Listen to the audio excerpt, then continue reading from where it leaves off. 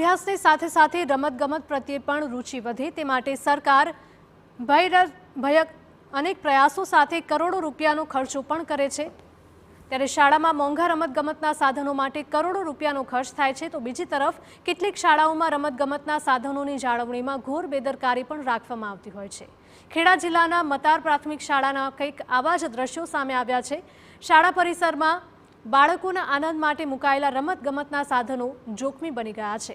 શાળા પરિસરમાં રહેલા એક પણ રમતગમતના સાધનો વાપરવા લાયક નથી। લોખંડના પાઇપ તૂટેલી હાલતમાં છે।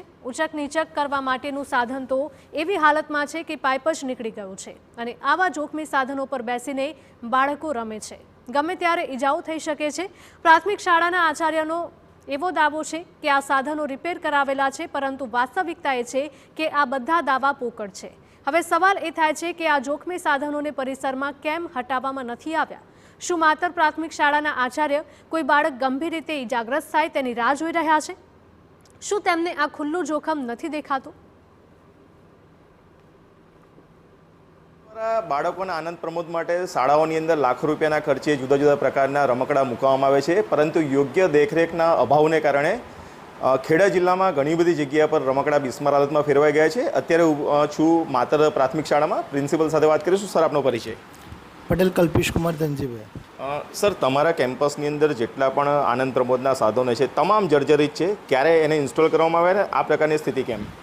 4 વર્ષ થઈ ગયા અને સતત રિપેરિંગ કરાઈએ જ છે। અહીં સંખ્યા બહુ છે, બાળકો 500 બાળકો હતા, એના કારણે સતત મેન્ટેન કરવું પડે છે। અચ્છા, તો સર અત્યારે જે પરિસ્થિતિ હું જોઈ રહ્યો છું છે ને, આપણે જ પેલા એનઓસીનું કર્યું ને એટલે થોડાક રમકડા એમને ચેન્જ માટે પેલું હાર્વેસ્ટિંગ માટે એમને જરૂર હતી, એટલે એમને રમકડા થોડાક ચેન્જ કર્યા છે। પેલી બાજુ લપસણી નહીં સર, ચેન્જ કર્યા બરાબર છે, પણ જે રમકડા છે એ જર્જરિત હાલતમાં છે, બાળકોના પગમાં જ વાગવાની શક્યતા હું પોતે જોઈ રહ્યો છું। ના, એવા નહીં, કોઈ એવું છે જ નહીં, કારણ કે એવા હોય તમે હટાવી લીધા હોય, તમે પોતે જ બતાવી શકું છું તમને। ચલો સર, આપણે સર જ્યારે આટલું કોન્ફિડન્સથી કહે છે કે રમકડા યોગ્ય સ્થિતિમાં છે, તો આપણે રિયાલિટી ચેક કરીશું કે રમકડા કયા પ્રકારની સ્થિતિમાં અત્યારે જોવા મળી રહ્યા છે। કેમેરામેનને વિનંતી કરીશ કે એ દ્રશ્યો બતાવે।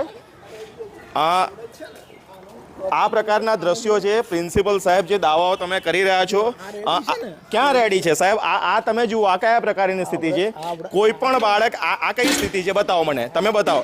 કોઈ પણ બાળક આ સ્થિતિમાં બેસે તો એને પગમાં વાગવાની શક્યતા કેટલી? બીજા પણ દ્રશ્યો બતાવીશ કે જે આ દ્રશ્યો સાહેબ તમને આ યોગ્ય લાગે છે?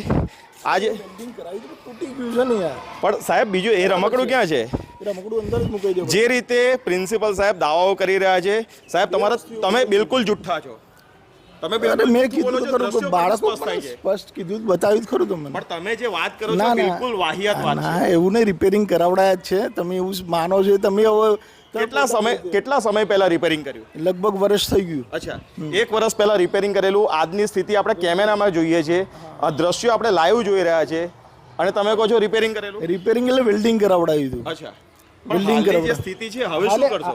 હવે ફરી રિપેર કરાવી દઈશું। તમારું બાળક હોય તો તમે આ રમકડા પર બેસવા દો એને? હા, બેસવા દો। નહીં, અમે બાળકોને એ રીતે કરીએ છીએ ને, એમનું મેન્ટેન જાળવ। તમારું બાળક હોય તો તમે આ રમકડા એને વાપરવા દેશો? છે, આ રીતે જ કરીએ બાળકોને, નહીં અમે પૂરતું ધ્યાન આપીએ। 500 બાળકો સાહેબ આ પ્રકારનો બચાવ કેમ કરો? આટલો ખોટું બોલીને કેમ બચાવ કરો? બોલવાનો કોઈ ઇશ્યુ જ નહીં સાહેબ। તમે આ રમકડા જુઓ છો, સતત મેન્ટેન કરે છે। જો હા, મેં જો તમે એટલું બધું મેન્ટેન, બીજા પણ દ્રશ્યો બતાવીશ સર। હું તમારી ગંભીર બેદરકારી બતાવું હવે કે તમે જે આટલું કોન્ફિડન્સથી કહી રહ્યા છો, બરાબર? આ રમકડાની કઈ સ્થિતિ છે? આ રમકડાની કઈ સ્થિતિ છે? આ રમકડાની કઈ સ્થિતિ છે? આ જે બોર ખુલ્લો છે એનું કારણ શું? કેમેરામેનને વિનંતી કરીશ આ દ્રશ્યો બતાવે। આ પ્રકારનો પણ સર તમે જે સ્કૂલનો અમે ફિટ કર્યું હતું 2 દિવસ પહેલા જ ફિટ કર્યું હતું। એજન્સી વાળો કે હું માણસ આવી જશે એટલે આ હું પ્રોપર વેથી કરી દઈશ એમ। જો અમે મારો બોર્ડ છે ને બધું ક્લિયર કરી દઉં, કારણ કે મને ખબર છે કે બાળકોનું છે। તમે કેટલા વર્ષથી ફરજ બજાવો છો? એ 10 વર્ષ। અને આપનું નામ શું છે? પટેલ કલ્પેશ કુમાર ધનજી।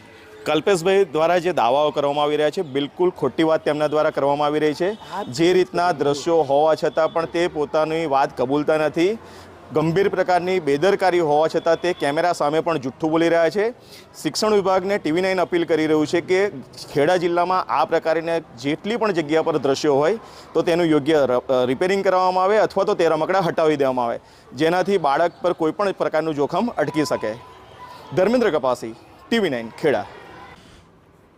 તો બીજી તરફ જિલ્લા પ્રાથમિક શિક્ષણ અધિકારીએ આ મુદ્દે તપાસના આદેશ આપ્યા છે.